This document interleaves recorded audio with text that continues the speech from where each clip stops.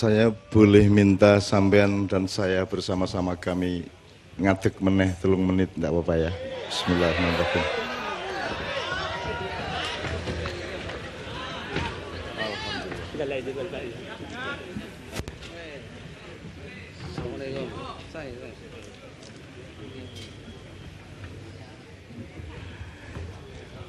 Saya tadi mendengar deklarasi Ummatan Wahidah, deklarasi Kuntum Khaira 1946 menjadi duta besar Republik Indonesia di Italia. Lagu itu sangat khusyuk dan rasa syukur ini mudah-mudahan oleh Tuhan Yang Maha Esa dikembalikan berupa mawaddah. Mawaddah itu daya magnetik di hati manusia untuk selalu ingin menyatu satu sama lain. Untuk selalu tidak kerasan kalau terpecah, tidak kerasan kalau pegatan, tidak kerasan kalau tercerai-berai. Dan itulah dasar persatuan kita, maka itulah yang menyebabkan laki-laki dan perempuan nikah, karena dia dikasih mawaddah oleh Allah dalam hatinya sehingga mereka ingin menyatu, baru memperjuangkan sakinahnya. Bismillahirrahmanirrahim. Lagu syukur. Saya mohon dengan sangat Mbak Novia kalau pakai untuk memimpin lagu syukur, Mas Ale.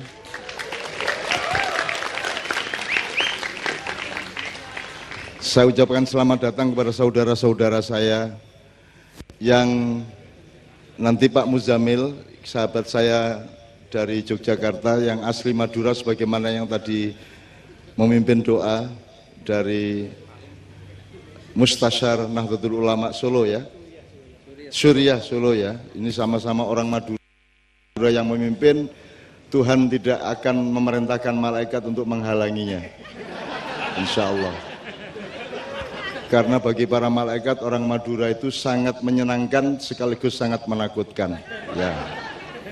Nanti saya mohon Pak Muzamil untuk bersedekah kepada Anda semua dan kepada saya, karena yang bagian saya tanyain ayatnya apa, hadisnya apa, kisahnya bagaimana itu Pak Kiai Muzamil, karena memang khususon beliau selalu saya ajak kemana-mana. Untuk itu Mbak Novia saya mohon dipimpin dari yakin ku teguh, hati ikhlasku penuh, mohon maaf. Yuk. Hati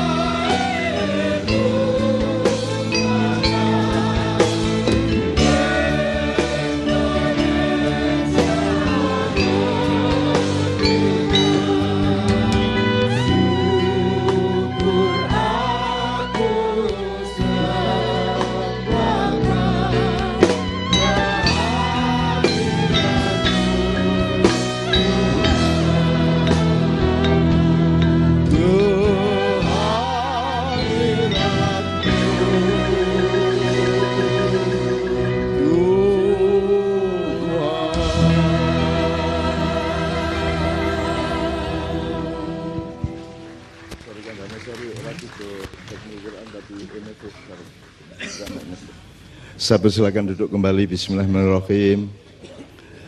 Bapak-bapak, sahabat-sahabat saya, saudara-saudara saya, monggo. Saya mohon izin untuk memulai dulu menata hati kita, beber keloso, bareng-bareng ben penak legenduren perdamaian dan persatuan. Anak-anak saya semua alhamdulillah sing aku iso ndelok karo sing ora ketok. Muga-muga sing ketok iki ganjarane akeh. Sing nemburi-muri aku ora iso ndelok ganjarane luwih akeh. Yeah. Amin ya rabbal alamin. Ganjaran itu artinya hidup menjadi lebih mudah.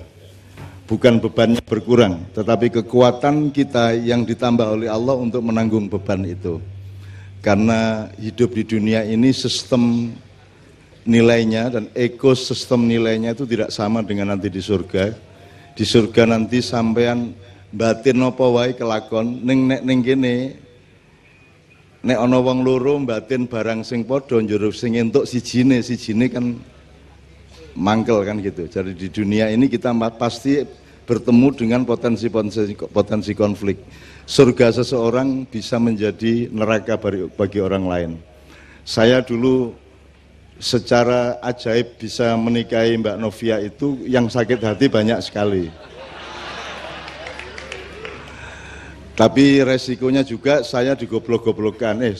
Mbak Via digoblok-goblokan orang-orang. Kok gelem-geleme kuwi? Artis ayu kaya ngono, terkenal kok gelem untuk seniman ra cetha uripe kan gitu kan. Dan itu dirasani orang di mana-mana seperti itu gitu. Nah, jadi Bapak sekalian, mudah-mudahan di Solo ini tercipta atmosfer surga sidik-sidik. Di mana ya nek arep jangkep durung iso. Jadi potensi konflik itu bisa dikurangi dengan satu keadilan, nomor dua kearifan. Jadi keadilan itu nanti kita jelaskan bersama-sama. Rukun itu bukan sesuatu yang bisa kita bangun. Rukun itu adalah akibat dari keadilan, akibat dari keseimbangan satu sama lain. Gotong royong barang ora iso dijak. Gotong wong nek wis saling lega satu sama lain mesti otomatis dia akan gotong royong kan gitu. Nanti kita coba lacak bersama-sama kronologi ilmunya dikit-dikit saiso-isone. Sambil nanti saya minta penegasan dari para tokoh agama yang berbeda-beda, kan pasti beliau punya stabilo dan punya landasan yang sama sebenarnya tentang persatuan manusia, tentang kesatuan alam semesta dan seterusnya, termasuk Pak Muzammil. Nanti saya minta mengemukakan ayat-ayatnya yang saya Bismillahirrahmanirrahim. Sekarang saya ingin mendoakan mudah-mudahan semua yang hadir di sini oleh Tuhan besok pagi diberi kejutan. Diberi kejutan berupa sesuatu yang semula belum begitu yakin menjadi lebih yakin. Proyek yang belum jelas besok pagi jelas. Pekerjaan yang selama ini kurang berkah besok mulai berkah gitu ya. Dodolan kok ora cetha-cetha payu apa ora sesuk mulai payu gitu ya. Sing urung entuk jodoh bengi iki langsung wis entuk. Nah sing terakhir iki amine banter banget iki. Nek kepeksane urung entuk ya wis golek cagak-cagak apa wedhus kono. Oke, bismillah, saya mendoakan Bapak-bapak, sahabat-sahabat saya dari berbagai macam agama. Di dalam Islam itu ada tradisi namanya sholawat. Sholawat itu adalah menyatakan cinta kepada Nabi Muhammad. Terus itu juga doa supaya Allah memberkahi Nabi Muhammad. Terus nanti teman-teman dari agama lain bingung, lu gimana wong nabinya aja masih minta didoakan. Bagaimana mungkin umatnya bisa beres, wong nabinya aja masih minta didoakan. Sebenarnya yang terjadi adalah cinta segitiga. Jadi kalau saya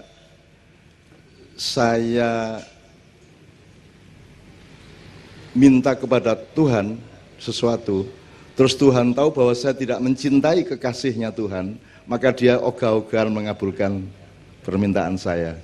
Nah, saya menyatakan cinta kepada Nabi Muhammad, Anda semua, itu supaya Tuhan tidak tega untuk tidak mengabulkan. Jadi ini hubungan cinta segitiga, Allah, Muhammad sama Anda. Jadi Mohon izin saya kasih satu selawat dulu. Untuk selawat dari Islam ini tidak bermuara dan tidak berhulu maupun hilir kekuasaan, Pak, tetapi rahmatan lil alamin. Jadi menjadi rahmat bagi semuanya. Makanya ucapannya kan ada dari swastiastu, ada salam sejahtera, ada shalom. Nah, kalau dalam Islam kan assalamualaikum. Jadi kalau saya bilang assalamualaikum berarti saya menjamin Anda selamat.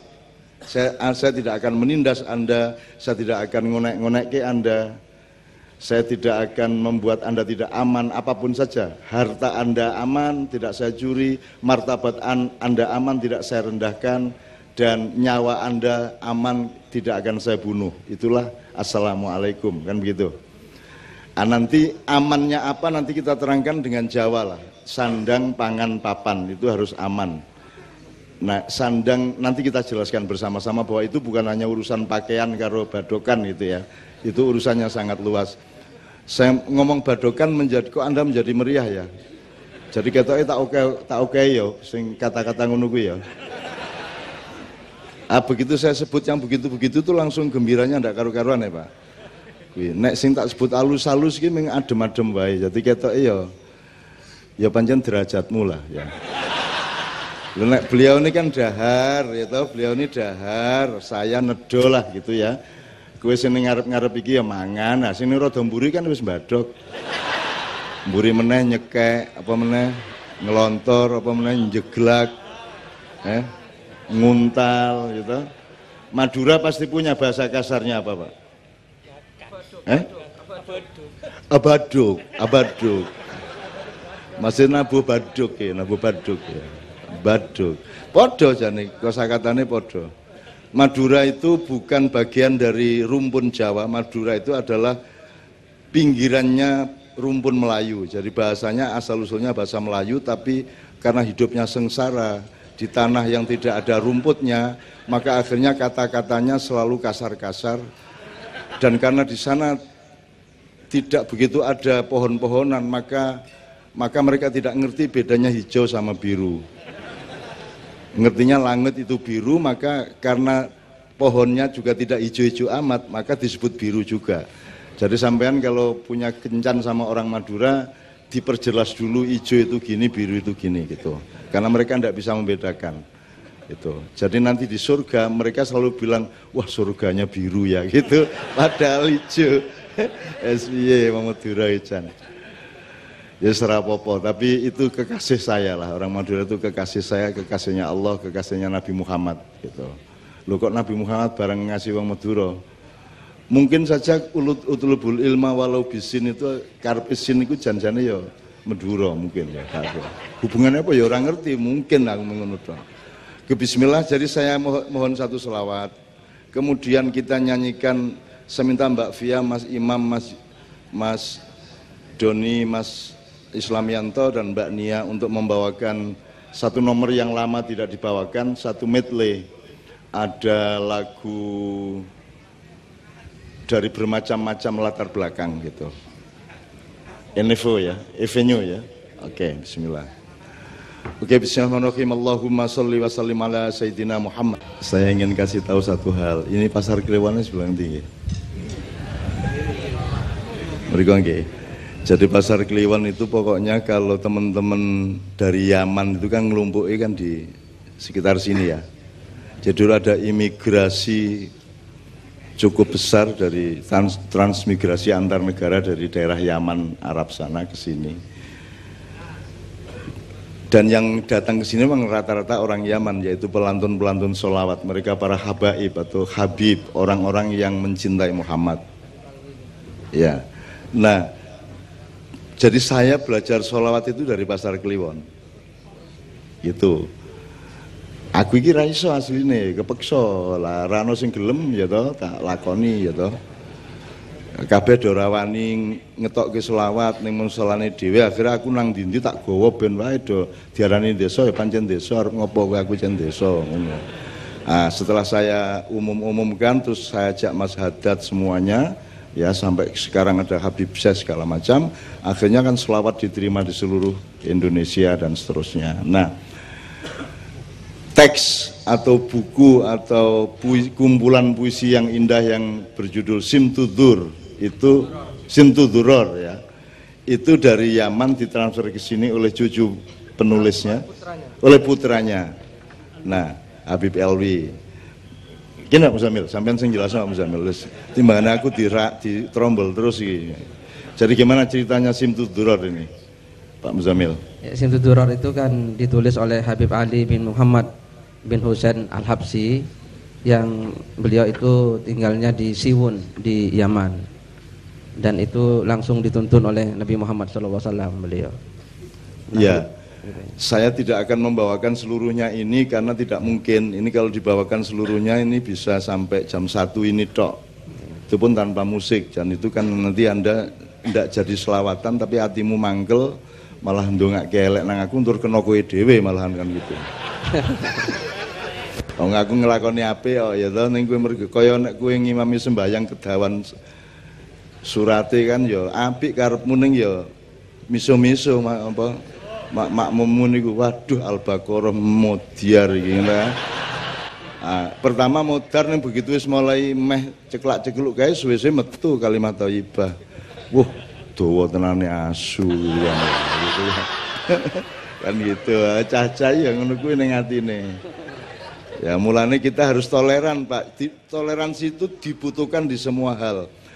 Kalau prinsip dasarnya ya puasa sebenarnya, menahan diri, membatasi diri satu sama lain kan gitu. Oke, jadi kita bawakan sekilas saja dengan tiga sholawat kecil atau 2 gitu, tapi kita bawakan yang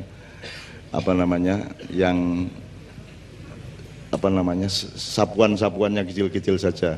Jadi untuk teman-teman semua bersama-sama nadane sak pira Mas Bobit.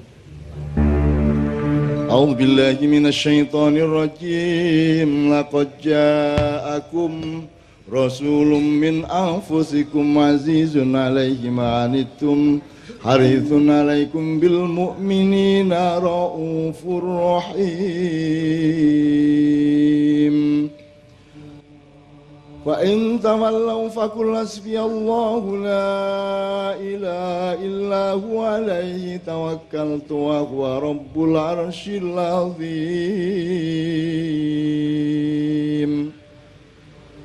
Sarang-sarang. Innallaha wa malaikatahu yusalluna 'alan nabi. Ya ayyuhalladzina amanu sallu alaihi wa sallimu taslima. Allahumma salli wa sallim wa barik.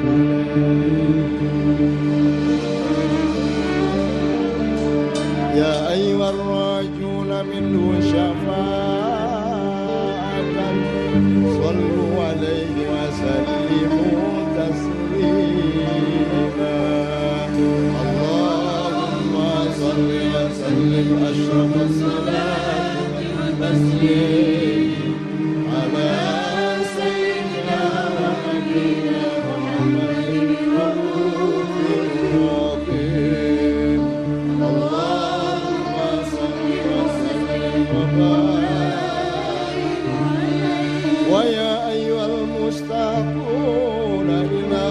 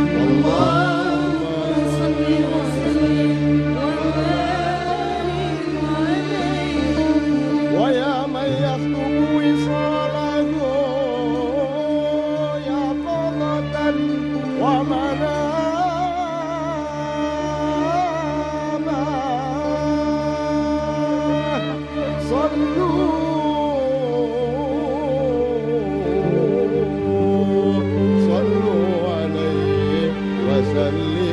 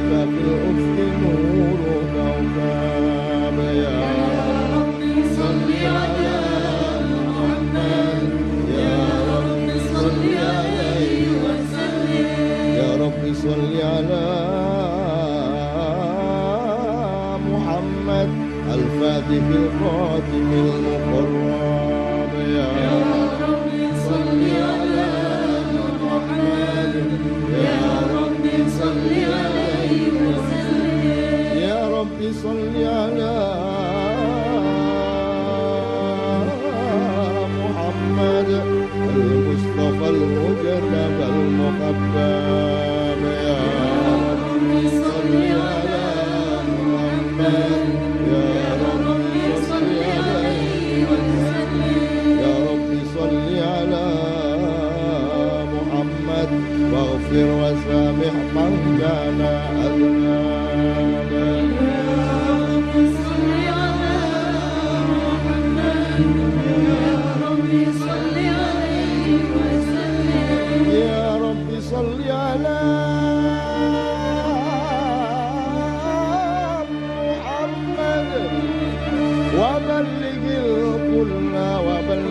الكل كل مطلب يا رب صل على محمد يا رب صل عليه وسلم صلاة من الله وألف سلام على المصطفى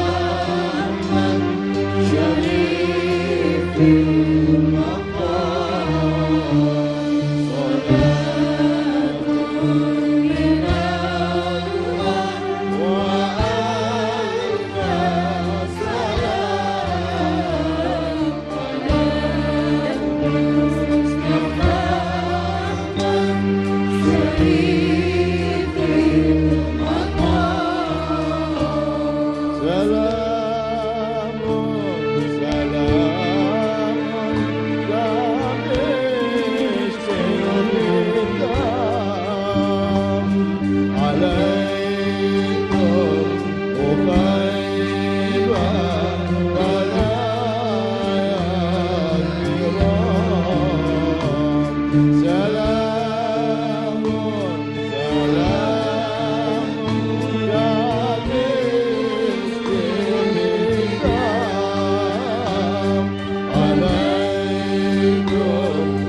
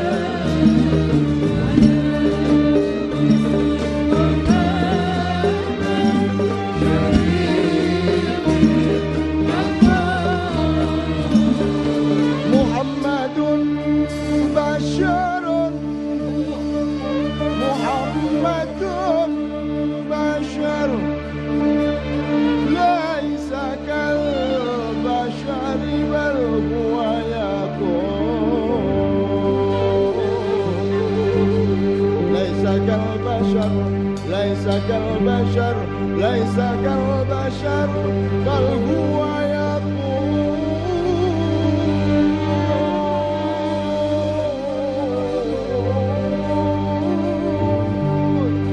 ونحن جميعا يا الله يا عظيم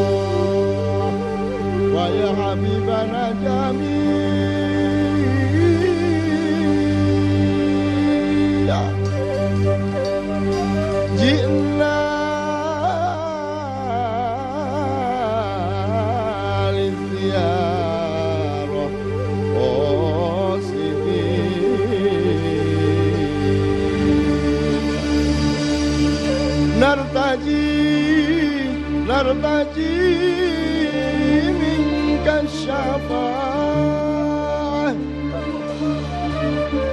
لجميع الحاضرين لمدينتنا سورة يا الله لإخواتهم لأخواتهم جميعا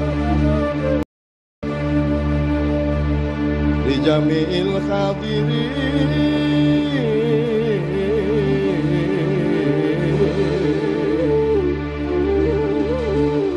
سيدنا النبي سيدنا النبي سيدنا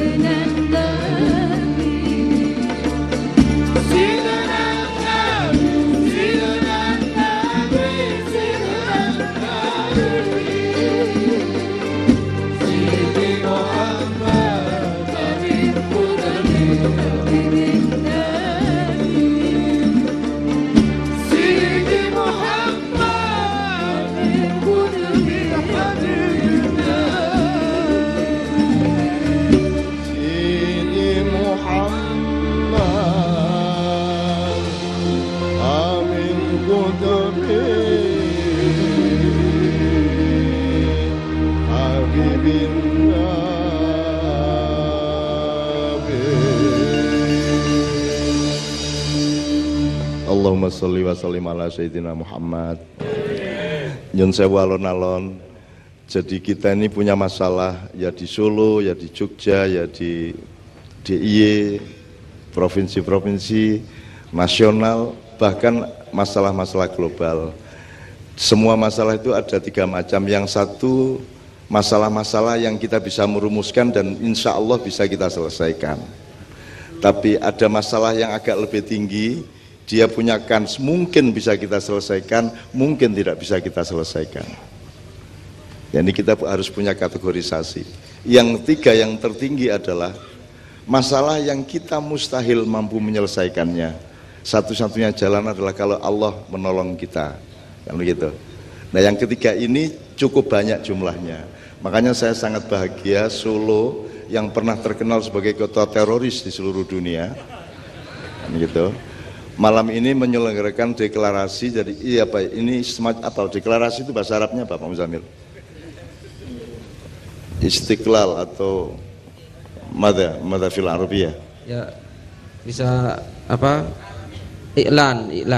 Iqlal. Ya, deklarasi bisa, atau kalau seperti Nabi Muhammad kan wasiqah ya. Wasiqah. Yes. Ya. Pokoknya gue ya ora mudeng to ya, dikandani apa ya, manut wae. Manut itu ya. Tapi pokoknya ada tekad bersama di Solo ini, dan ini kan luar biasa. Jogja aja kemarin malah teman-teman Papua malah mengambil keputusan untuk pergi dari Jogja, dan itu sebuah luka yang bisa panjang akibatnya ya. Dan belum ada recovery sampai hari ini. Di Solo yang terkenal dengan laskar-laskarnya bermacam-macam, terkenal dengan lirik-lirikan antar golongan, antar agama, antar macam-macam, itu justru ada deklarasi yang luar biasa. Jadi deklarasi ini dihidupkan oleh kesadaran mengenai 5 pilar bangsa dan negara Republik Indonesia. Pilar pertama adalah soko gurune Indonesia itu ya rakyat Indonesia itu sendiri. Jadi syaratnya negara di tanah air itu ada rakyat. Jadi itu pilar 1.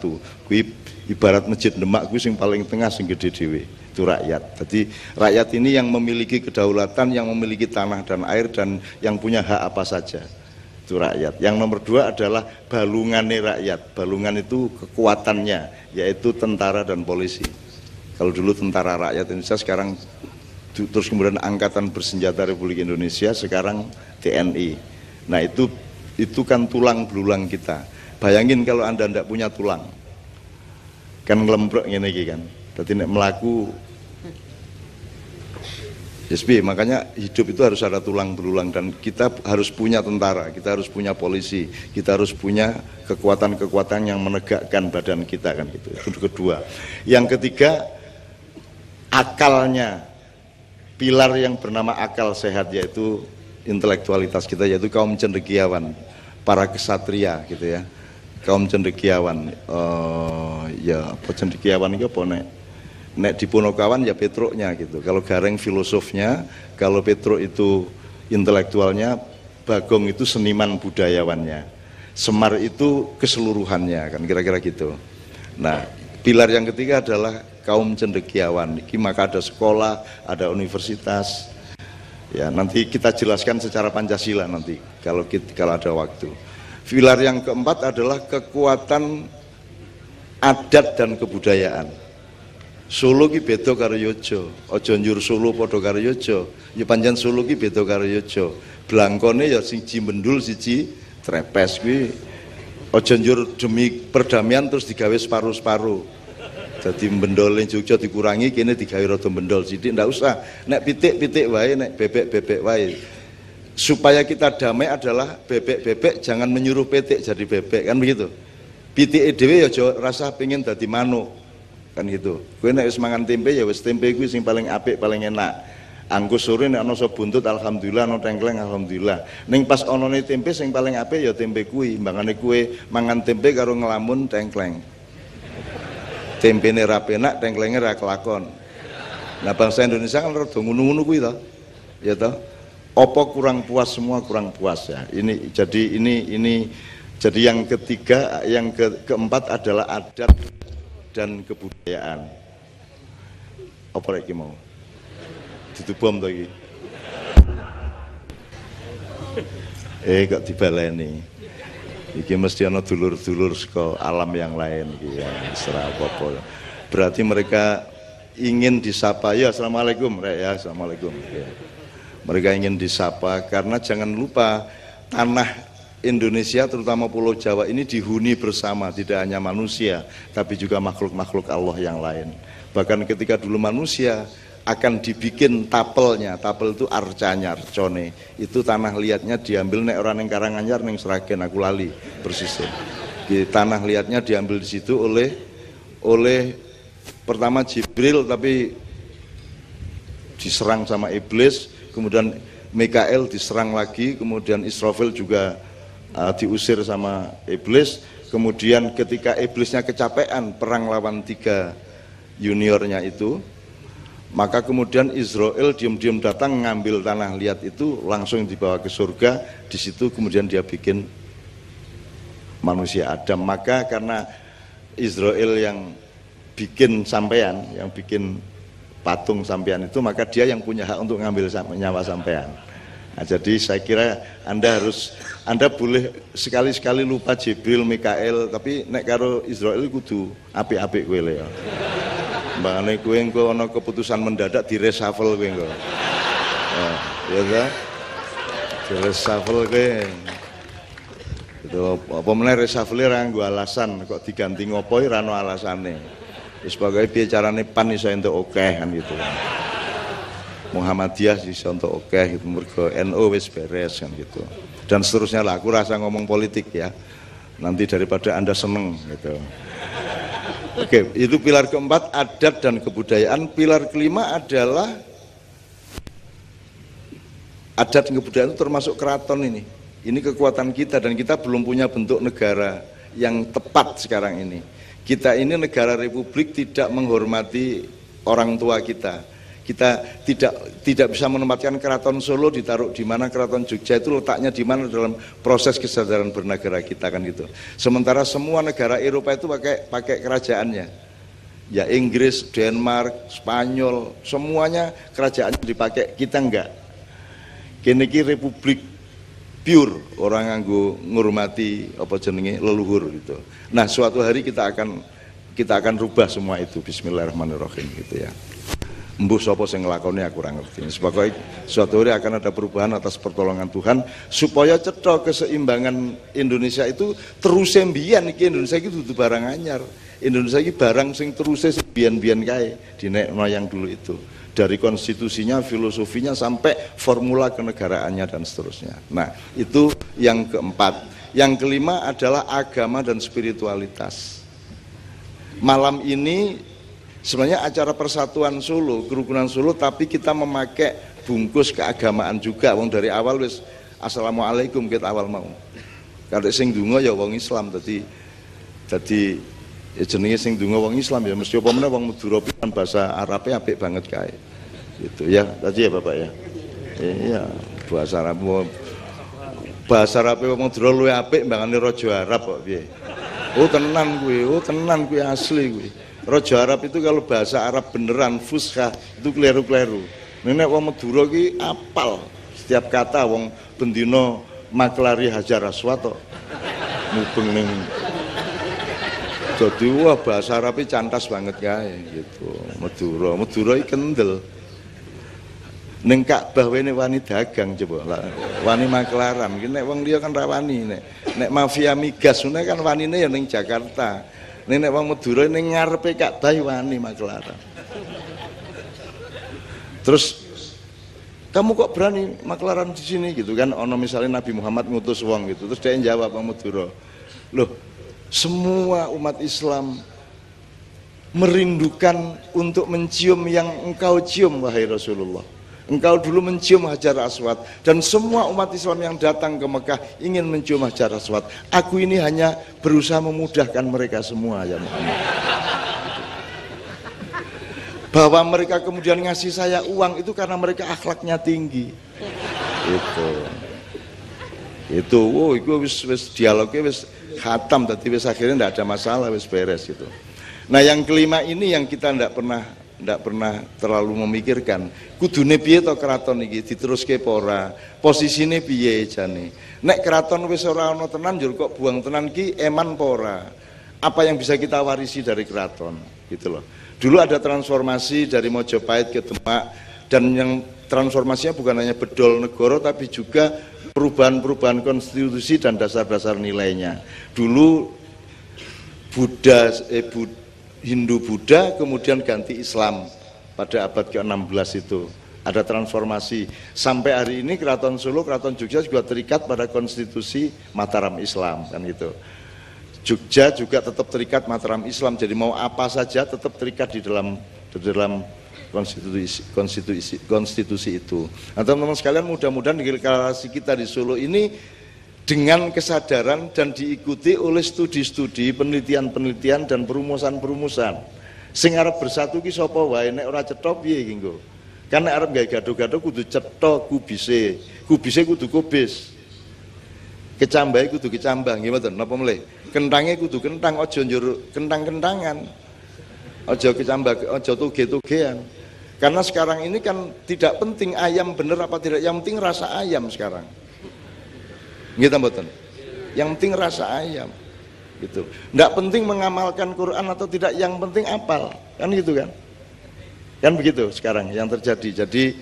Jadi Islam ini diterapkan juga, saya kira agama-agama lain pandek pada level simbolik kultural gitu loh. Jadi terlalu mengandalkan sing tok moto, kasat moto gitu. Jadi sing penting ki kupluan kaya Pak Muzamil, kaya Cak Nun gawe.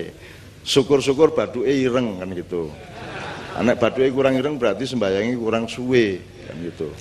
Terus ora ana watune ki ning klosone kan gitu.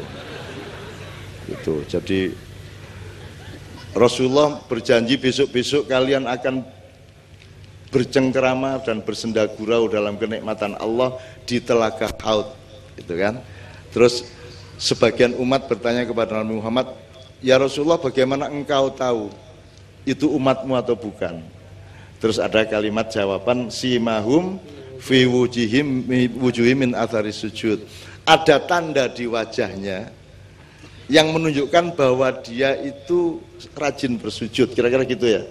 Nah, supaya ketorong nek ketemu Nabi Muhammad kene piye carane ireng. Begitu Nabi Muhammad langsung ini. Nah. Nek perlu nggawa ana handphone dikai anu kae selfie ngene kae njur sinare nyinar niki lho, ireng lho niki, ireng lho. Umat jenengan lho kula niki gitu. Gitu. Oke, jadi 5 pilar itu mudah-mudahan menjadi kesadaran, dan itu harus kita cari. Saya kira ada banyak yang harus kita benahi di negara kita ini, Bapak-bapak. Termasuk hubungan antar agama, karena tidak ada kok orang bertengkar karena agama, itu aslinya tidak ada. Tidak ada mergo kowe Kristen aku Islam ya ora dikerengan ya ora ono jane. Mergo kowe wong Solo aku wong Yogyakarta kerengan ya ora ono kejaba bal-balan. Nek bal-balan wis ora peduli menang kalah, sing penting kerengane kan gitu kan. Itu kan Bu Brojo Musti, Bu nek kene apa jenenge? Pasopati mbok apa nek bal-balan itu memang itu makhluk asing lah, makhluk aneh lah. Wani numpak dhuwure sepur wong 200 dhuwur gerbong wani kok. Kuwi kan malaikat kowe dol metoko lho iki piye to iki menungso iki. Tur ora njur gocekan tegang kae ora njur cekelan di pinggir gerbong ya ndak, ya ming metingkerang kae karo ngerokok ngono kae. Kaya ora ana apa-apa kae. Ini betul-betul makhluk luar biasa di Pulau Jawa ini, luar biasa. Terutama yang sepak bola itu. Dari situ teman-teman sekalian, saya akan pelan-pelan. Sebenarnya saya mengambil judul malam hari ini itu keseimbangan. Jadi hidup itu keseimbangan. Nek filsafati keadilan. Jadi bentrok itu tidak karena kamu Islam saya Kristen, tidak karena kamu orang Solo saya orang Yogyo, tidak karena kamu cerek ijo tok orang yang mergo kuwi. Asline awake dhewe iki bentrok iki mergo ana sing ora jujur. Nggih mboten? Ana sing ora adil, ana sing geragas, ngoten gitu. Ana sing memanipulasi, ana sing nyolongan gitu loh kan. Ana sing menikam dari belakang, ada yang curang gitu-gitu itu. Jadi sebenarnya ada yang merusak keseimbangan di antara manusia. Maksud saya keseimbangan itu gini loh. Misalnya kita ngomong sandang pangan papan. Sandang itu jangan dipikir cuma baju, sandang itu kan lambang dari martabat hidup Anda. Kalau tidak percaya sederhana kok. Wis kono siji maju rene muda. Wis kowe sing ilang apamu? Pakaianmu apa martabat uripmu? Martabat. Jadi sandang dalam filosofi Jawa itu maksudnya adalah eksistensi dan martabat kehidupan. Makanya dodot ira kumitir bedah ing pinggir. Nek ana wong wedok kaya ana misalnya pramugari kaya kan omahe adoh tukang jahit. Dadi wis jangkep kaine nganti nisor ning kene ora kumanan benang. ora dijahit. Dadi nek mlaku iki pupune sing nganti dhuwur ketok kae. Nek ana angin njur Sidratul Muntahane ya samar-samar ketok kae. Gitu. Nah, kalau ketemu mereka tolong Mbak saya punya mesin jahit di rumah tak jahitin gitu ya. Gimana ngomong apa kok tian kuno gimana? Keseimbangan. Jadi sandang itu harga diri sebenarnya, dan harga diri itu bagian terpenting dari hidup manusia. Makanya disebut sandang dulu baru pangan. Mana yang lebih penting, makan atau berpakaian? Kue mangan beres ning muda piye kowe ayo. Piye, edan to ya, makanya ning nek ming ora mangan tapi kue duwe martabat kan ming melarat ming ngono tok. Ning nek kue mangane beres ning ora berpakaian kan edan. Jadi makanya disebut sandang dulu baru pangan. Nah, pangan itu pun bukan orang yang kuliner. Selama ini kesadaran manusia kan kesadaran kuliner. Kita punya lidah dipakai untuk testing kuliner, untuk detektor kuliner. Apa don, bidon? Yang harus kita kasih makan kan semuanya, ya toh, hati kita, pikiran kita, ya toh, jiwa kita, rasa seni kita. Bayang nek menungso ora dipakani rasa seni nih. Rasa seni itu kan di semua kitab suci kan semua sastra ya Pak ya, sangat indah semuanya. Kitab apa saja indah semuanya. Dan manusia butuh keindahan. Sampai soal nyugui panganan wae kudu nganggo keindahan. Betul ndak? Nyugui panganan iki lho. Wis nyugui ngombe wis rasa mangan wis ngombe tok. Kowe duwe daya, kowe kan nganggo cangkir tutupe njur lepek, njur le nyuguhi nganggo nampan apa bagi kan gitu. Apa njur dayamu teko kok gaweke ceret saka pawon ngene iki? Lah ya ora, itu namanya tidak mengerti keindahan kan gitu kan. Jadi keindahan sangat penting.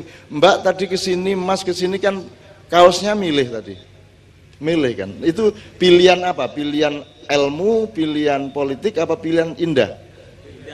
Pilihan indah. Dan itu setiap hari. Setiap hari. Jadi keindahan tidak bisa kita elakkan. Jadi teman-teman sekalian, itu namanya pangan. Nah, papan itu baru nanti urusan pilkada.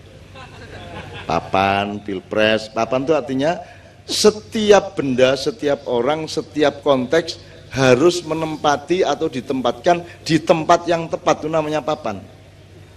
Irung kuwi dadi irung kalau letaknya di situ, Mas. Betul enggak, Mas?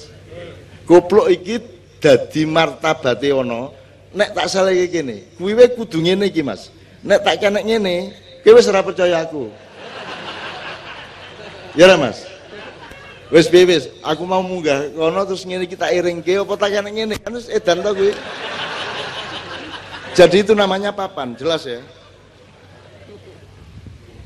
Jadi kelihatannya sandang pangan papan seolah-olah masalah fisik, enggak. Fisiknya, jasadnya, materinya paling pol 10%, yang 90% itu rohania. Papan rohaniamu namanya dalam Islam makom atau makomat. Kan begitu. Semua ada tempatnya masing-masing. Ini cocoknya di mana, ini nek coro Jawa niki empan papan ya lah, empan papan ya, atau bahasa modernnya proporsional. Itu kalau bahasa Arabnya apa Pak? Wat usai'in fi mahallihi. Wat usai'in fi mahallihi. Wat usai'in fi wat usai'in fi mahallihi. Wat usai'in fi mahallihi. Mahallihi. Mahal itu tempat ya, wadah. Ya. Wadah, oke. Oke Pak Muzamil, saya langsung shortcut sedikit sebelum kita teruskan. Saya mohon nanti Bapak-Bapak, tapi sebelum itu saya akan kasih lagu dulu dari Mbak Novia, Mas Imam, dan lain-lain. Setelah itu kita ngobrol bareng. Saya tanya dulu ini sampai jam berapa? Jam 3. Ya Pak, sampean durung apa? Ngiragas kabeh to Pak. Ana sing subuh barang kula. Sebenarnya saya tidak tanya sampai jam, saya itu cuma mau ngecek sing duwe penggawean sing endi, sing nganggur sing endi. Nek sing jawab subuh mesti ra duwe penggawean to kuwi. Kan gitu. Aku jawab kok acara nganti subuh mesti penganggur iki cacah iki kan gitu. Pak Muzamil. Kemarin di Padang Bulan di Jombang, bulan kemarin kan kita menafsirkan beberapa ayat. Salah satunya adalah apa namanya gini. Pertanyaannya gini.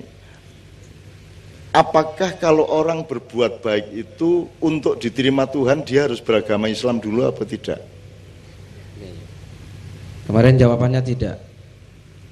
Karena ada 2 ayat yang menyatakan tentang itu. Satu, firman Allah dalam Al-Qur'an, kuntum khaira ummatin ukhrijat linnas ta'muruna bil ma'ruf wa tanhauna 'anil munkar wa tu'minuna billah. Jadi Allah berfirman, kuntum khaira ummatin, kamu itu sebaik-baik umat, ta'muruna bil ma'ruf, satu, kamu memerintahkan kebaikan, wa tanhauna 'anil munkar, dan mencegah yang buruk, keburukan, kemungkaran. Tu'minuna billahnya ditaruh belakangan oleh Allah, dan kamu beriman kepada Allah. Berarti karena ditaruh nomor 3, orang berbuat baik tidak harus Islam dulu, gitu ya. Jadi perbuatan baik itu mandiri. Baik adalah baik. Ya, begitu. Apapun identitasnya, gitu ya. Nek sampean nulung wong ya nulung wong, ya baiknya terletak pada nulungnya itu, tidak pada identitas atau KTP-nya, gitu kan. Gitu ya. Nek ini tidak berlaku Pak Muzamil, kue nek motormu kepleset njur ditulung wong, kue takon sik, jenengan muslim sampeyan mboten kok nulung kula. Wah mboten kula Kristen, nah rasa nulung kue. Ora ana gunane kue nulung aku ngono ya, kira-kira. Gitu. Utawa nek ana wong tiba njur kue sing arep nulung, kue takon sik, kue Islam apa Kristen? Islam kula. NU apa Muhammadiyah? Ku gak ISIS kue ngono kae. Kuwi nganti mudar ra kok tolong nek kok tulung ngono. Engko NU sapa? NU Gus Dur apa NU Muhaimin? Kok ditamu kowe Gus Durian apa NU garis lurus apa NU plengkang-plengkung apa? Kowe Muhammadiyah Syafi'iyah apa Muhammadiyah Malikiyah? Nek Syafi'iyah orang ngerokok, mergo Pak Syafi'i Marif ora tau ngerokok. Nek Muhammadiyah Malikiyah kuwi ngerokok terus mergo Pak Malik Fajar ora tau leren ngerokoke. Aku sing endi? Aku nek kowe takon ngono kuwi untuk menolong orang, kita sibuk dengan identitasnya, maka selak gegarotak wonge kan gitu. Oke. Ayat yang kedua apa Pak Muzamil? Ayat yang kedua dalam surat Al-Baqarah 62. A'udzubillahi minasyaitonirrajim. Innal ladzina amanu wal ladzina hadu wan nasara was-sabiina man amana billahi wal yaumil akhir wa amila sholihan falahum ajruhum inda rabbihim wala khaufun alaihim wala hum yahzanun. Gitu ya. Innal ladzina amanu, sungguhnya orang-orang yang beriman, wal ladzina hadu, dan orang-orang yang menganut agama Yahudi, wan nasara, dan orang-orang Nasrani, was-sabiina, dan orang-orang sabiin. Orang sabiin itu yang tidak Islam, tidak Yahudi, dan tidak Nasrani. Gitu ya. Jadi dalam tafsir disebut orang yang pokoknya percaya adanya Tuhan, gitu ya. Man amana billahi wal yaumil akhir, siapa yang beriman kepada Allah, baik Islam, Yahudi, Nasrani, dan Sabiin. Barang siapa yang beriman kepada Allah wa amila sholihan, dan melakukan kebaikan, falahum ajruhum inda rabbihim, maka bagi mereka pahala mereka, wala khaufun alaihim walahum yahzanun, dan mereka tidak akan punya rasa takut dan punya rasa sedih dunia dan akhirat. Begitu. Jadi sangat jelas ya. Teman beragama Kristen berbuat baik sama Allah, falahum ajruhum inda rabbihim. Ya. Sama Allah dikasih ajar. Ajar itu ya reward ya, apa? Penghargaan atau pahala atau ganjaran dan seterusnya. Bahkan jelas ini ayatnya. Jelas. Jadi sampean berbuat baik aja. Makanya setiap agama outputnya kan akhlak. Outputnya akhlak. Sholatnya itu, ibadahnya itu alat, itu dapurnya kan gitu. Tapi warungnya itu akhlak yang baik tadi kan gitu. Kon dari kue aja sibuk ning dapur wae. Gitu. Dapurnya tetap kudu resik, kudu apik, kudu tertib. Tapi yang dilihat orang kan duduk pawon nih. Yang dilihat orang adalah warungnya kan begitu. Nah warungnya kudu ada panganan yang sehat dan enak. Jadi mudah-mudahan ini memperkuat deklarasi pada malam hari ini. gitu kan. Soalnya kan nanti kan orang kok orang Islam kok berdamai sama Kristen bagaimana?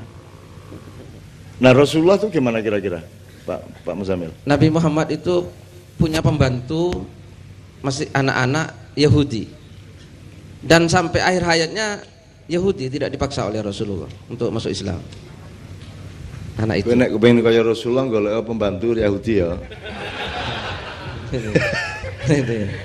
Rasulullah kalau dia teladan toleransi atau tidak? Teladan toleransi, buktinya dia punya pembantu, dibiarkan tidak dipaksa, beliau tetap menjalankan Islam, pembantunya Yahudi, ya oleh Rasulullah dibiarkan saja. Sampai satu ketika, nah ini bukan karena dipaksa, anak ini sakit, pulang ke rumahnya dijenguk oleh Rasulullah SAW. Nah pada saat sakit itu Rasulullah datang, terus dia ingin masuk Islam atas kesadaran sendiri. Terus oleh Rasul dirembuk sama orang tuanya, gimana ini anakmu mau masuk Islam? Ternyata orang tuanya setuju. Orang tuanya bilang, ati Abul Qasim, taati, manutlah kamu kepada Abul Qasim. Nah, kesadaran sendiri, bukan karena dipaksa oleh Rasulullah. Jadi selama bertahun-tahun dia Yahudi dan tinggal serumah dengan Rasulullah. Ini kan mana ada toleransi seperti ini, gitu ya. Itu saya kira nggak ada seperti beliau. Kalau sekarang pakai konstitusi kekhalifahan Rasulullah, kenabian dan risalahnya Rasulullah. Rasulullah kan mengatakan innama bu'itsu liutammima makarimal akhlak. Jadi Rasulullah itu disuruh kerja keras itu untuk memperbaiki akhlak.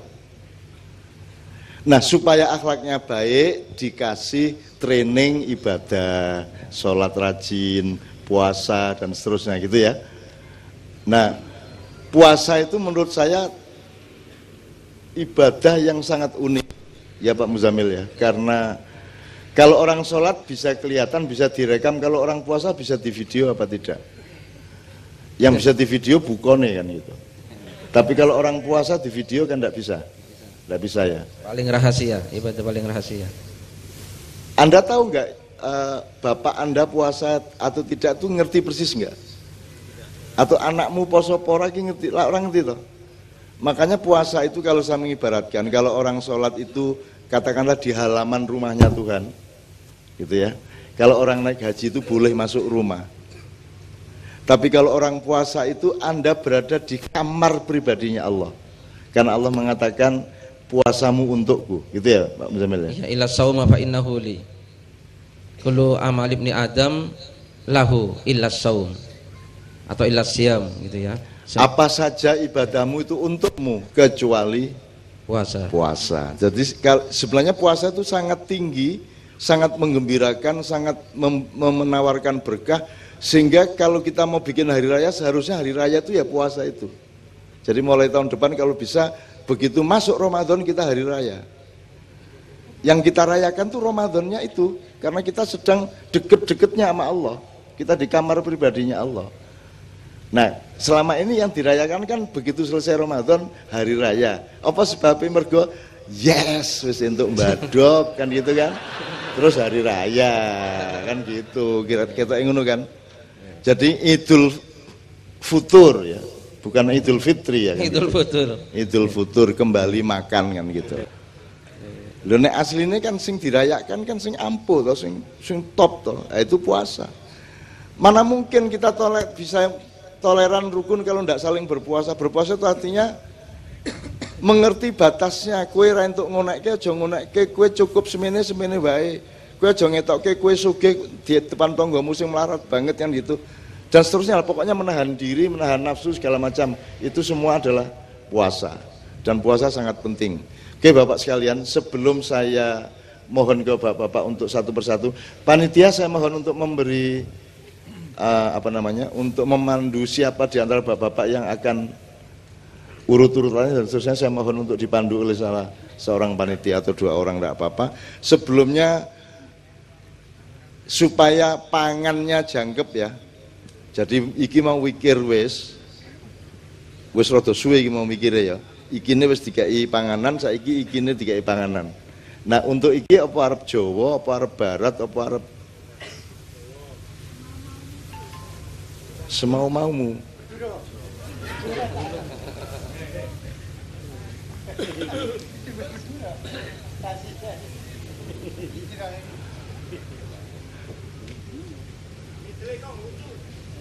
Mitli Konghucu. Kuwi iso. Anek mengusul wae yo gampang. Sing nglakoni iki kowe iki ya. Mitli Konghucu sing kepriye coba kuwi lak. Iku lak PR kuwi sesuk tak gawe aku. Mitli Konghucu, oke, besok kita. Tolong kita membebaskan diri dari simbolisme yang kadang-kadang tidak substansial. Jadi kalau ada orang pakai lagu Arab itu tidak serta-merta sama dengan Islam, gitu ya. Kalau orang tadi kan misalnya lagunya Avenue Shalom Elohim tadi itu kan endingnya kan ya, itu kan orang bilang kok itu kok lagu gereja dibawakan kan gitu. Kalau Anda lihat notasinya kan notasi barat bukan notasi Arab. Kalau Yesus dulu kan di Yerusalem itu lagunya lagu Arab. Jadi sebenarnya Yesus itu ya rengeng-rengengnya ya rada Arab. Nah kalau yang di gereja-gereja sekarang itu kan lagu barat semua. Ketika kemudian Kristen melebar sampai ke Eropa kan begitu. Maka kemudian disiplinnya disiplin barat sampai hari ini itu. Sama dengan sampean kan juga saya sudah dikasih tahu teman-teman pendeta, pastor bahwa cemara kan Yesus sendiri kan nggak pernah lihat cemara. Orang ono ning kono suket wae angel ya. Oh, itu kok cemara gitu. Jadi itu cemara itu sebenarnya itu ijtihad, itu hasil ijtihad. Itu muamalah kalau dalam Islam itu hasil muamalah gitu loh. Jadi kayak tempat ibadahnya namanya masjid itu agama. Tapi gentengnya lah budaya toh ya. Begini guys, kue sholat Jumat kudu nutupi aurat, itu agamanya di situ, nilai agamanya. Neng nutupi aurat kuwi kok wujudke nganggo kaos karo sarung, itu budaya, betul ndak? Asaki budaya entuk pora dalam beragama. Nek ra entuk budaya berarti diganti alam. Ya. Kan banyak orang yang mempersoalkan budaya itu haram. Berarti kowe nek sembahyang nganggo belara. Kok ubel-ubel ngene-ngene gitu. Apik banget kowe, nyenengke. Jadi budaya itu tidak bisa kita elakkan karena kita hidup itu pasti melakukan budaya, kan gitu. Pari ya ditutu kan gitu. Setelah ditutu diliwet kan begitu. Setelah diliwet kasih sayur itu semua budaya. Nek budaya lain tuh berarti mangan pari. Berarti jaran kepang gue. Jaran kepang mangan pari gitu. Kelambi abang? Sing marai ya. Nikah kae.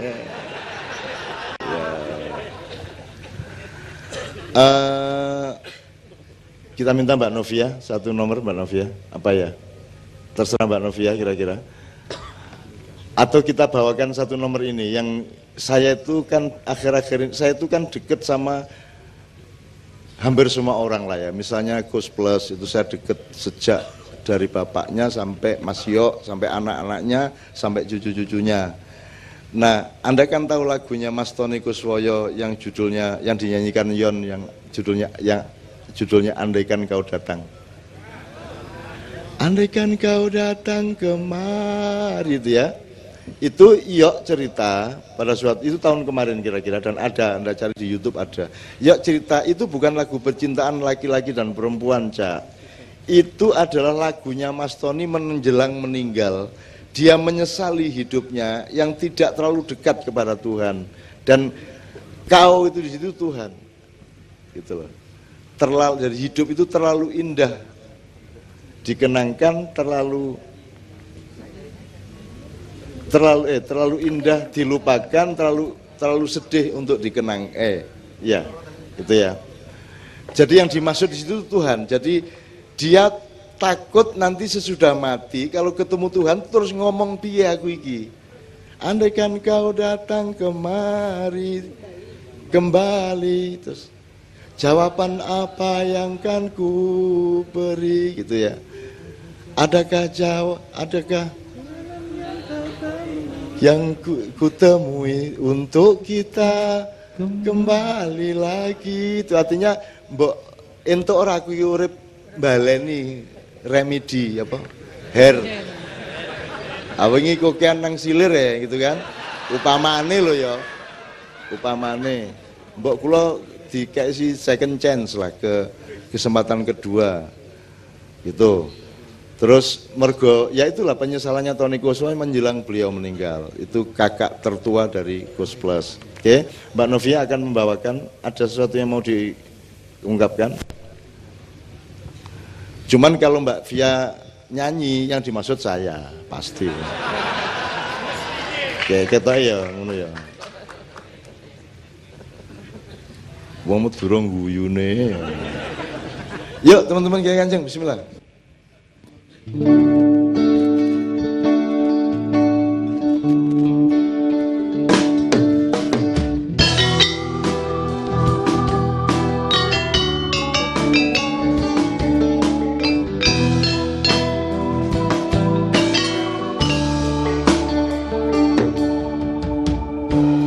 Terlalu indah dilupakan, terlalu sedih dikenangkan.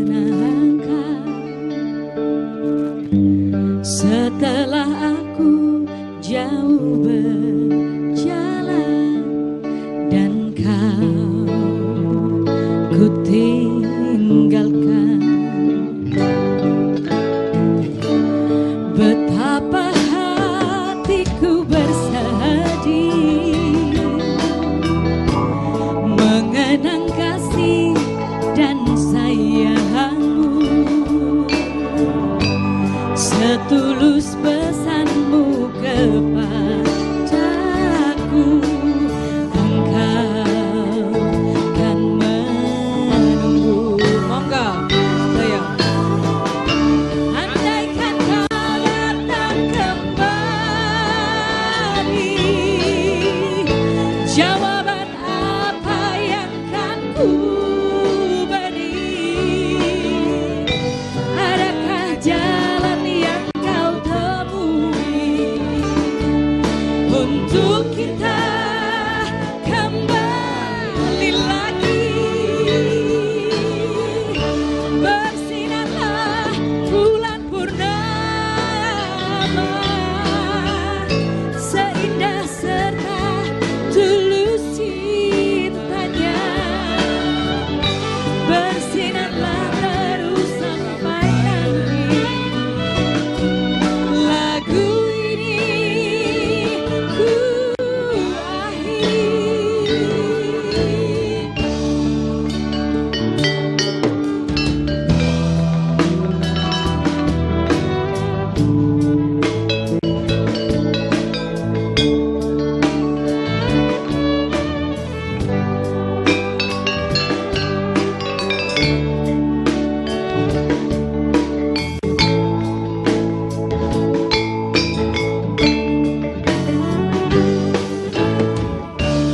Betapa hatiku bersedih mengenang kasih dan sayangmu, setulus pesanmu kepadaku, engkau kan menunggu. Andaikan kau datang kembali, jawaban apa yang kan ku beri? Adakah jalan yang kau temui untuk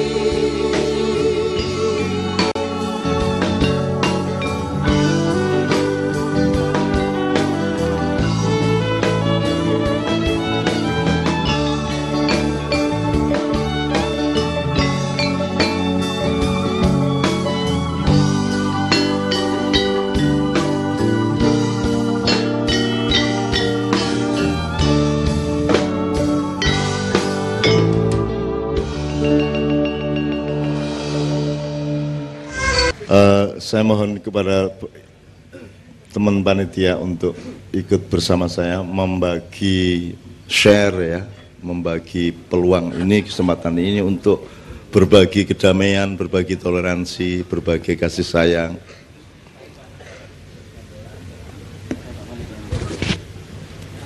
Monggo Mas, kita persilakan satu persatu barangkali. Ya.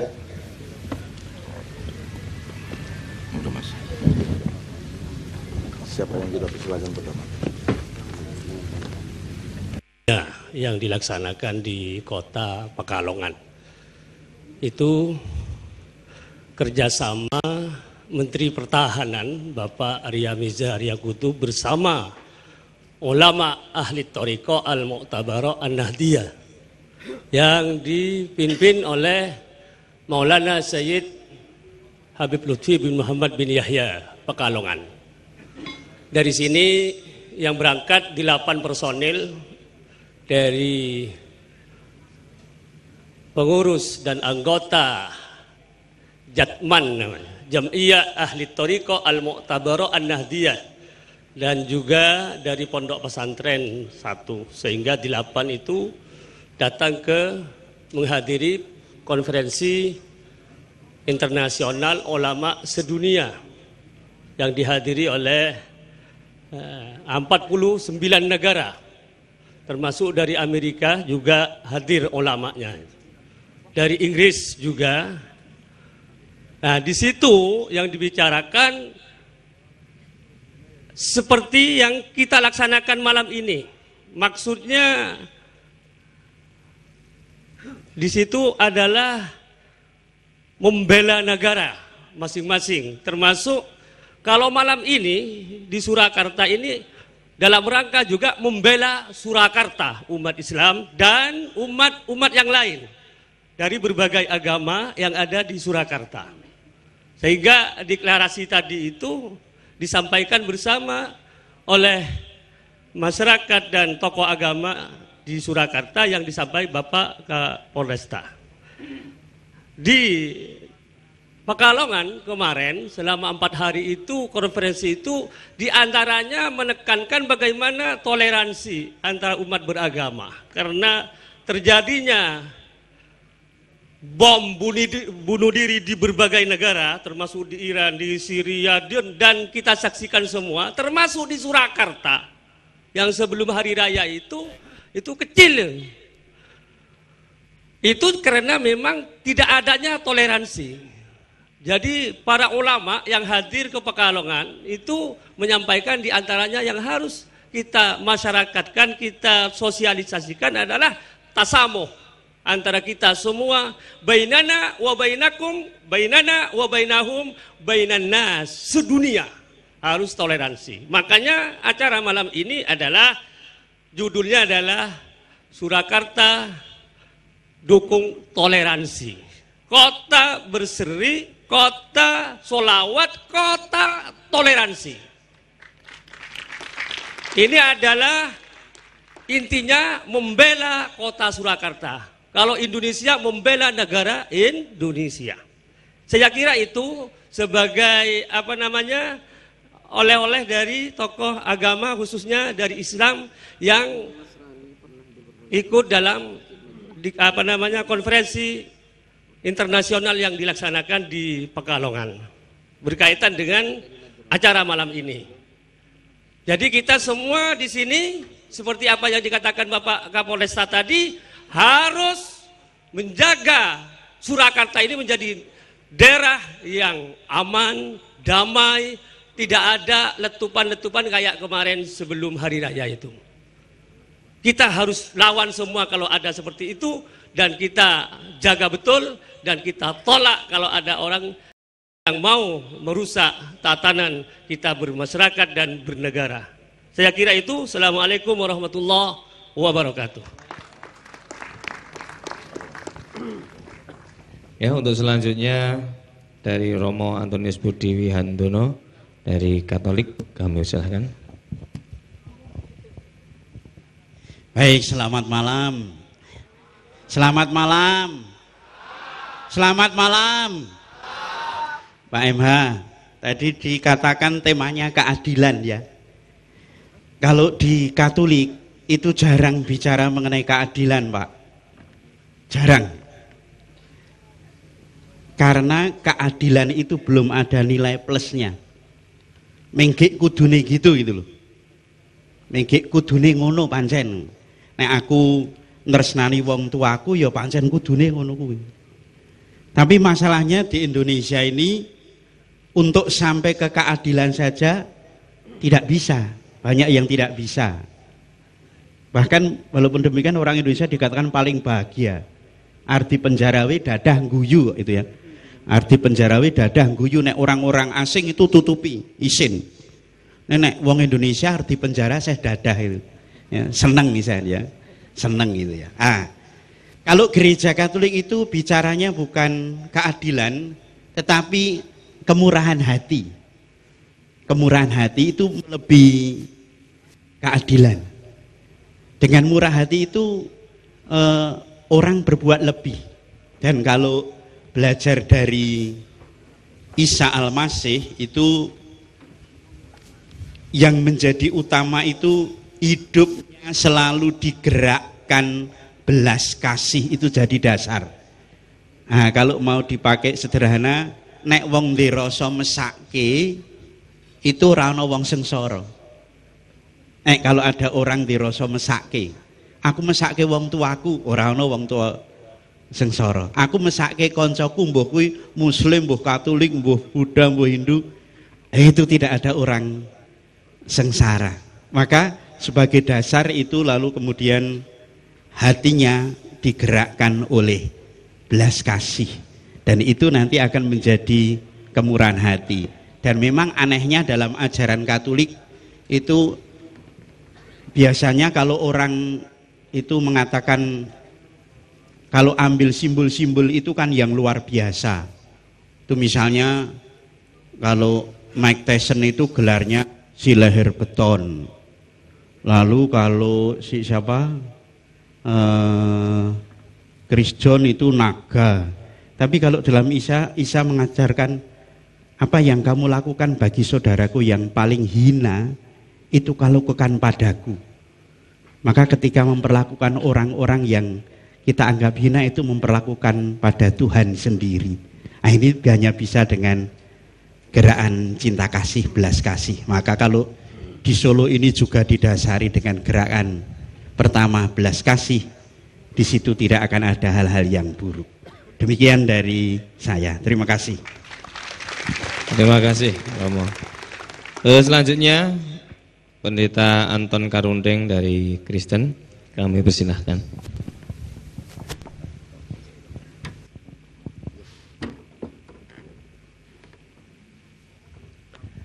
Selamat malam. Selamat malam. Shalom alaihim. Tadi kan sudah dinyanyikan Shalom alaihim ya. Jadi salam kita sama. Hukum yang terutama bagi orang Kristen adalah mengasihi Allah dengan segenap jiwa, segenap kekuatan, seluruh hidup, dan mengasihi sesama manusia seperti diri sendiri. Jadi toleransi ada di sana, saudara-saudara. Mengasihi siapapun itu hukum, dan itu harus dipraktekkan mulai dari diri sendiri. Saudara-saudara, saya tidak menyombongkan diri, tapi itu praktek yang memang saya hayati dari hukum agama yang saya anut. Saya punya pembantu sejak istri saya itu umur 14 tahun. Kemudian dia punya cucu ponaan, ikut. Lalu saya sekolahkan sampai lulus sarjana. Agamanya apa? Agamanya Islam. Saya tidak melihat dia dari agamanya, tapi sebagai sesama manusia. Nah, sekarang sudah lulus dan mulai kerja kira-kira 8 bulan ini ia bekerja di Solo juga ikut saya. Ya, saya tidak akan memaksa harus masuk Kristen, tidak. Silahkan ada tempat sholatnya dan seterusnya. Mau puasa, bahkan dia sudah istilahnya khatam itu ya Pak, apa ya Pak? Menyelesaikan, ya sudah khatam katanya dia, saya tidak terlalu mendalami gitu. Saya dorong saja supaya dia melakukan agama sesuai dengan keyakinannya. Jadi kita mengasihi sesama manusia, siapapun juga seperti kita mengasihi diri sendiri. Itulah hukum dari Kristen. Demikian, terima kasih. Sampun. Kok sudah Pak? Ya, masih bisa ditambah Pak? Iya silakan Pak. Ya, nanti Iyalah kita menganggap ini baru UUD 45-nya ya, Oh ya, masih yang lain lagi aja. Ini kita sepakati untuk kita bagi-bagi. Jadi saya tak berlagak sebagai orang yang seolah-olah lebih memahami Bapak Pastor dan Bapak Pendeta untuk menyambungkan ke Anda semua yang saya anggap agak kurang memahami dibanding saya. Kenapa ya Pak ya? Jadi saya ingin menjelaskan pada gini, karena ini anak-anak saya, mereka ini namanya generasi milenial. Generasi milenial itu generasi yang paling berperan di dalam menciptakan perilaku dan kecenderungan di sebuah milenium. Maka disebut milenial. Umurnya dari 17, 18 sampai 38, hampir 40. Ini rata-rata begitu Pak umurnya. Dan mereka ini yang paling penting. Kejopo sing wis tua-tua kaya aku ya. Nah, yang dimaksud Bapak Pastor tadi itu gini, pertama, keadilan itu tidak akan pernah tercapai oleh manusia, sudah pasti. Jangankan keadilan, kebenaran juga tidak ada. Kebaikan juga tidak ada. Kalau sejati, kalau yang kita lakukan itu hanya menuju kebenaran, menuju kebaikan, menuju keadilan.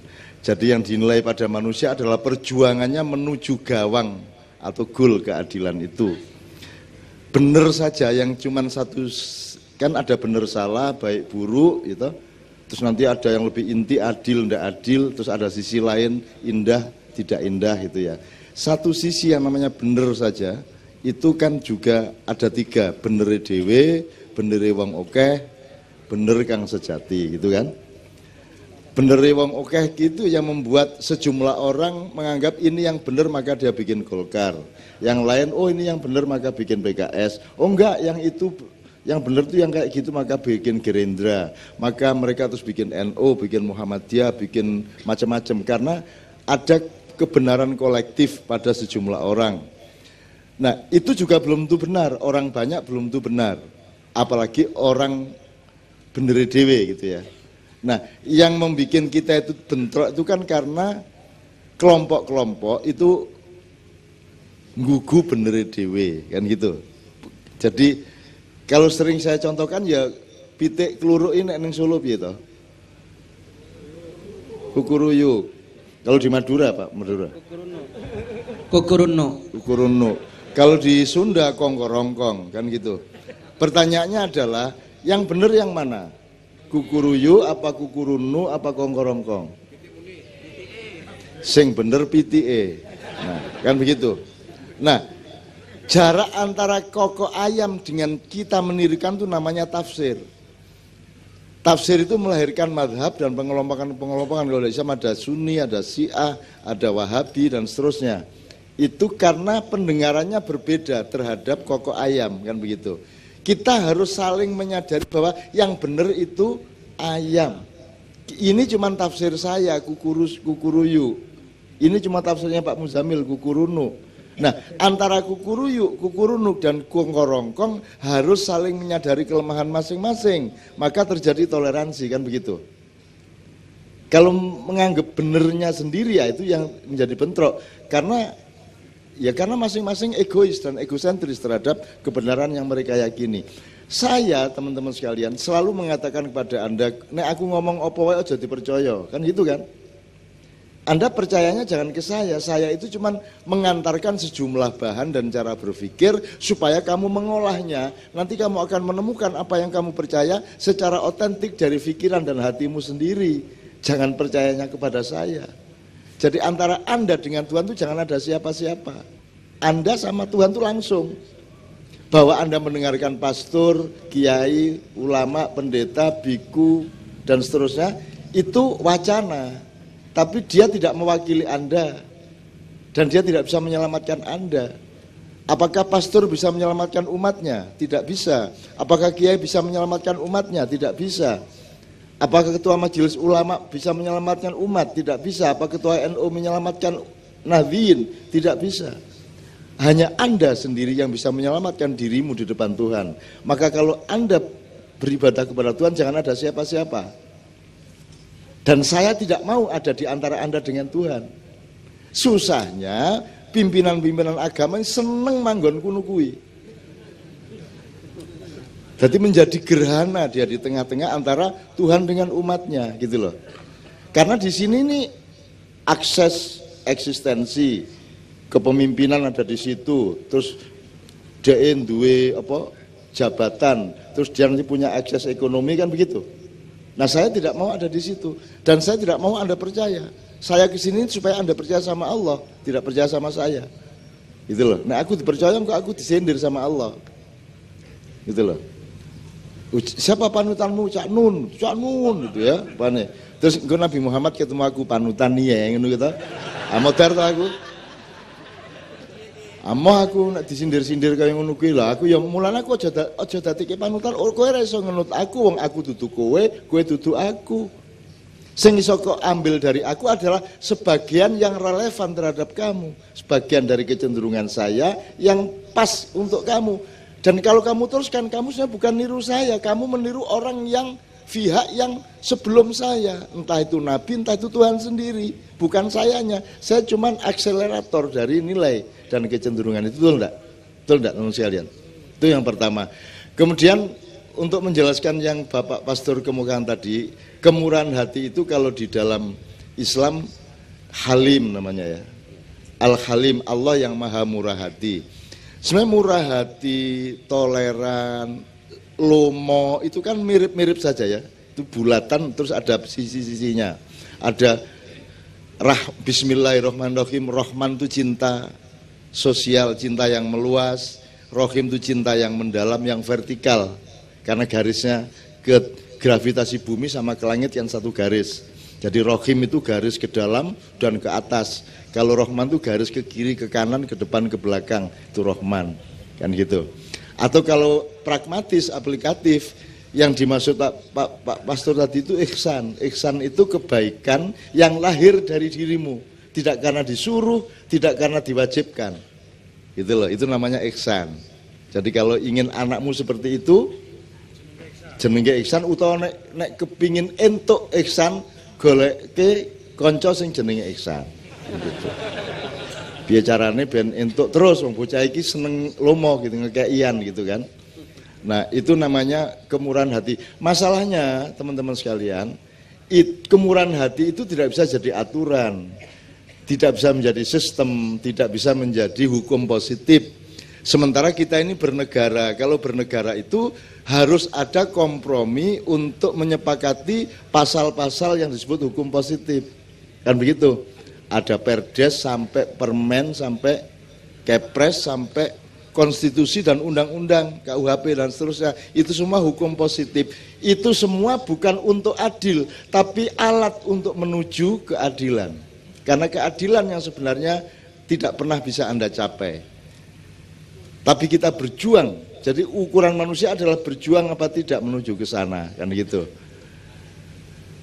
Jadi bukan adilnya tercapai, tidak mungkin tercapai, benar aja belum tentu tercapai kok. Apa yang saya yakini benar malam hari ini, mungkin nanti pulang ke Jogja saya ragu sendiri sama kebenaran saya karena saya menemukan kebenaran yang lebih tinggi dari yang tadi saya omongkan. Betul enggak? Makanya Allahu Akbar kalau Anda riayan itu, Allahu Akbar artinya bukan Allah maha besar, tapi Allah yang maha lebih besar. Lebih besar itu kan berarti gak leren. lebih besar lagi, terus enggak berhenti-berhenti. Dia dinamis. Jadi dia tidak statis. Bukan Allah yang maha besar seolah-olah dia material yang ukur kebesarannya bisa diukur, enggak. Allah itu maha lebih besar. Kok maha lebihnya itu apakah Allah memuai gitu? Biyen sepiro njur sepiro ngono. Bar sak gunung Kelut njur sak gunung Semeru ngono. Ora. Di dalam kesadaranmu Tuhan itu makin lama makin agung, kan begitu? Makin lama makin agung. Jadi tidak pernah berhenti engkau mengagumi, mentakjubi Allah. Sehingga disebut Allahu Akbar. Kalau Allah Maha Besar, bahasa Arabnya Allahu Kabir. Kalau orang yang besar badannya, bukan Allah, rojulun kabir. K-nya yang panjang, kalau Allah baknya yang panjang, kan gitu. Kabir sama kabir gitu. Kalau Akbar itu maha lebih besar gitu. Jadi tidak pernah berhenti.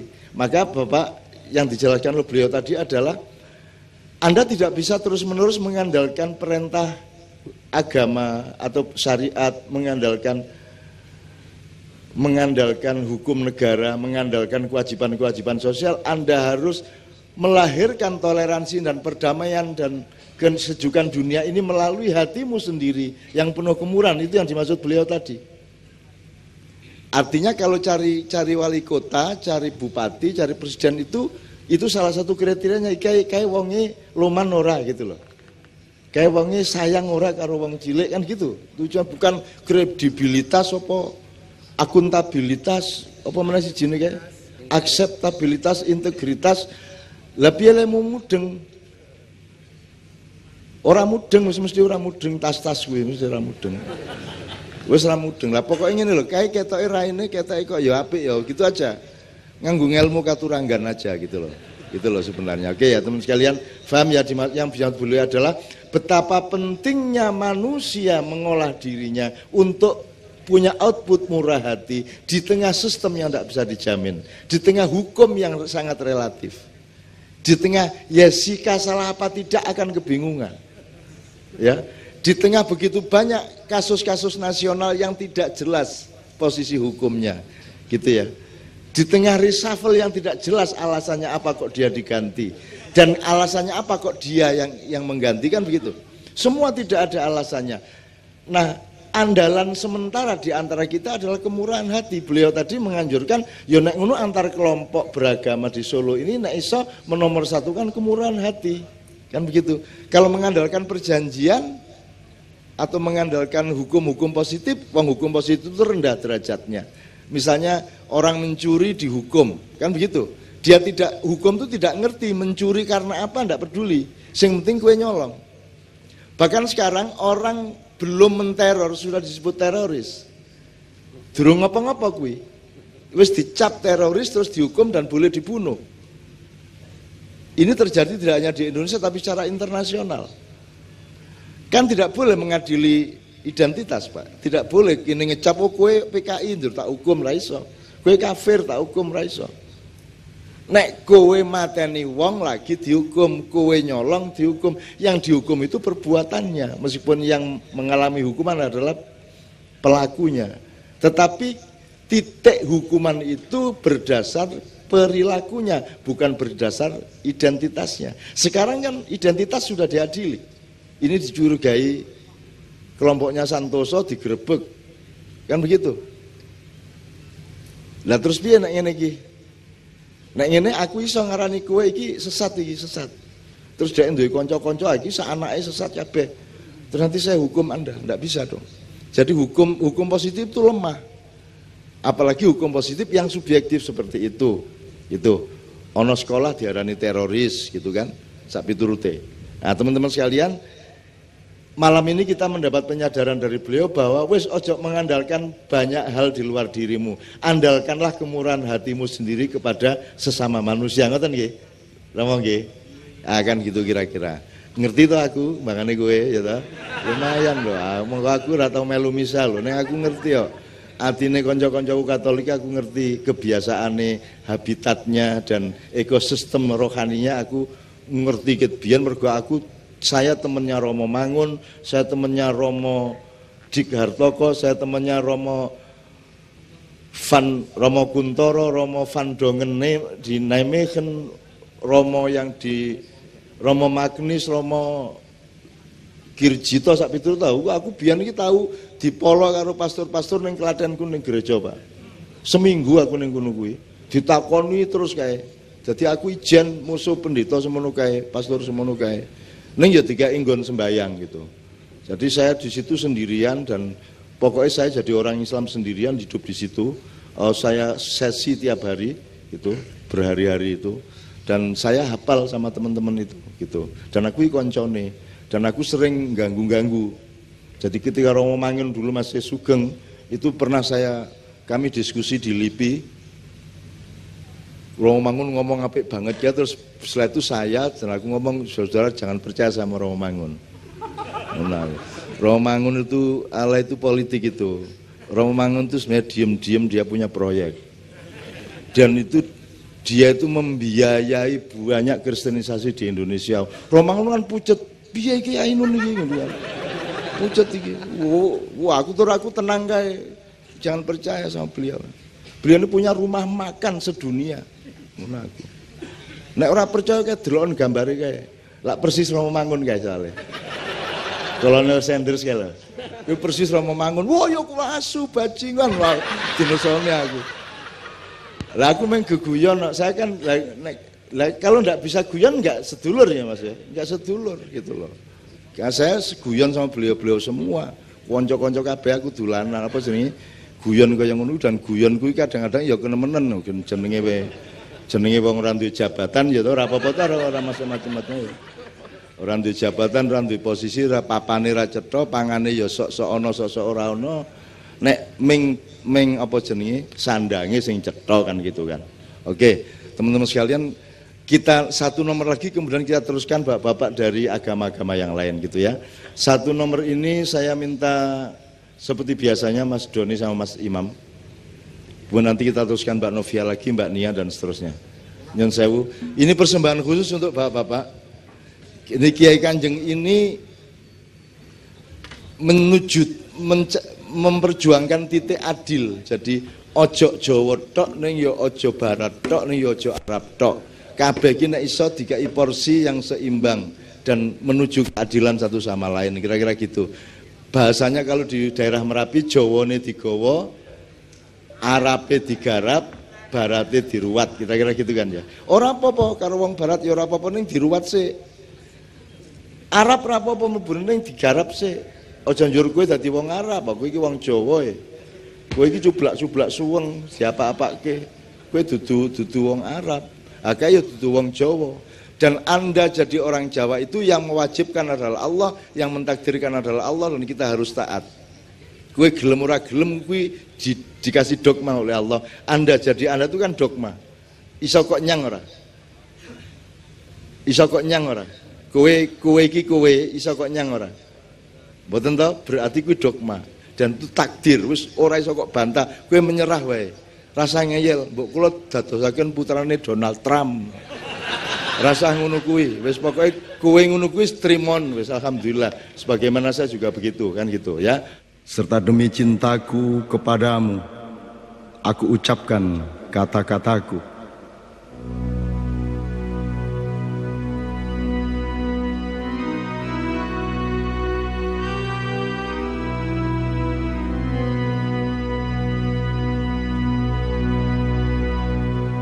Kalau sampai akhir hayatmu nanti,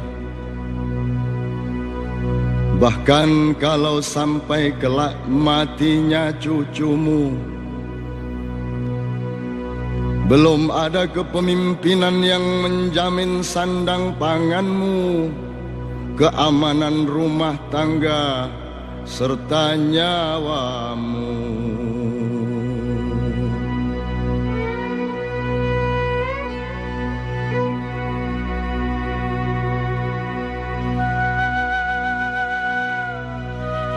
Maka apakah masih berarti bagimu kalau aku katakan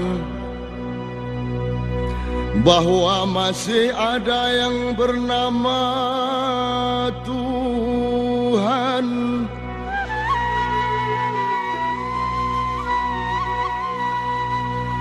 yang aku mohonkan kepadanya, agar rizkimu terpelihara, ketentraman hidupmu terjaga.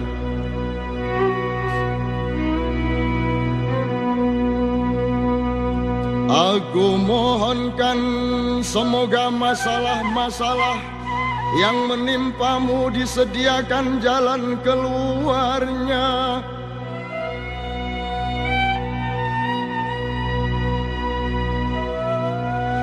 Maka inilah